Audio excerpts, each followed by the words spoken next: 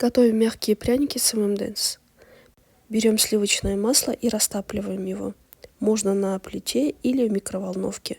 Добавляем масло сахар, немного ванильного сахара, яйца.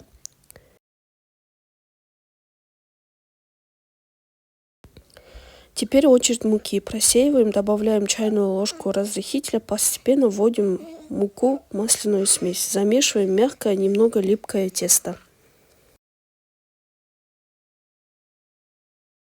Добавляем ярких конфет ММДэнс, вмешиваем их ложкой или руками. Готовое тесто заворачиваем в пищевую пленку и убираем в холодильник на 30 минут. Пусть немного загустеет. После формируем шарики, выкладываем на противень застеленной бумаги для выпечки. Можно сверху украсить еще несколькими конфетами. Выпекаем в разогретой до 180 градусов духовке примерно 12-15 минут до легкой золотистой корочки.